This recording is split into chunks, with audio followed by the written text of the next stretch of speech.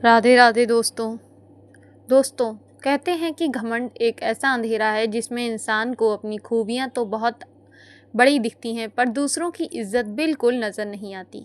पैसा और खूबसूरती आज है और कल नहीं, लेकिन इंसान का व्यवहार हमेशा याद रखा जाता है। ये कहानी है पल्लवी की, जो एक बहुत बड़े और अमीर घर की बेटी थी। जब पल्लवी की शादी एक मध्यवर्गीय परिवार के लड़के अमित से हुई तो उसे लगा कि वह इस घर पर कोई बहुत बड़ा एहसान कर रही है। पल्लवी सुंदर थी और उसके पास पैसों की कोई भी कमी नहीं थी, लेकिन उसके मन में अपनी अमीरी का बहुत बड़ा घमंड था। शादी के कुछ ही दिनों बाद पल्लवी का असली रूप सबके सामने आने लगा। वह घर में किसी भी सदस्य को अपने बराबर नहीं समझती थी। अपनी सासू माँ सुमन देवी, जो एक बहुत ही सादगी पसंद महिला थीं, पल्लवी अक्सर उनका मजाक उड़ाती। वह कहती, मम्मी जी, ये आप कैसी सस्ती और पुरानी साड़ियाँ पहनती हैं। मेरे मायके में तो नौकरानियाँ भी आपसे बेहतर तैयार होती हैं। सुमन देवी चुपचाप सब कुछ सह लेती, क्योंकि वह घर की शांति नहीं बिगाड़ना चाहती थी। अमित की छोटी बहन सपना, जो कॉलेज में पढ़ती थी, पल्लवी उसे भी नीचा दिखाने का कोई भी मौका नहीं छोड़ती थी। सपना अगर कभी पल्लवी से अपनी कोई ड्रेस मांग लेती तो पल्लवी साफ साफ कह देती, सपना, ये ब्रांडेड कपड़े पहनना तुम्हारे बस की बात नहीं है। तुम अपनी लोकल मार्केट के ही कपड़ों में ही अच्छी लगती हो। पल्लवी का घमंड सिर्फ कपड़ों और गहनों तक सीमित नहीं था। वह रसोई में कदम तक नहीं रखती थी और घर के कामों को छोटे लोगों का काम बताती थी।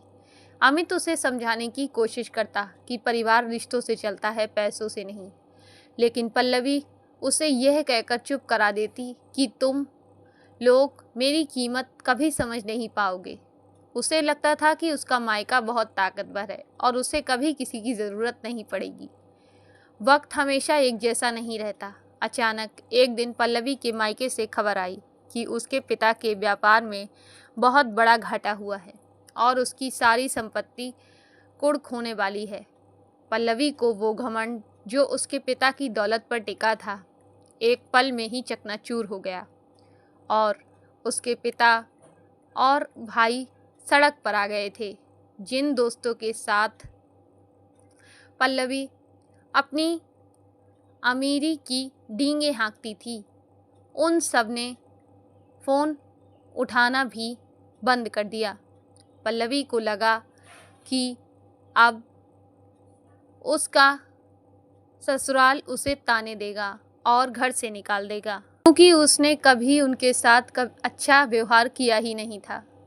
पल्लवी डर के मारे अपने कमरे में रो रही थी। तभी सुमन देवी उसके पास आई। पल्लवी को लगा अब माँ जी उसे सुनाने वाली हैं, लेकिन सुमन देवी ने उसके सिर पर हाथ रखा और बड़े ही प्यार से कहा, बेटा, जो बीत गया उसे भूल जा। तेरा मायका मुसीबत में है तो क्या हुआ, ये घर तेरा है और हम सब तेरे साथ हैं।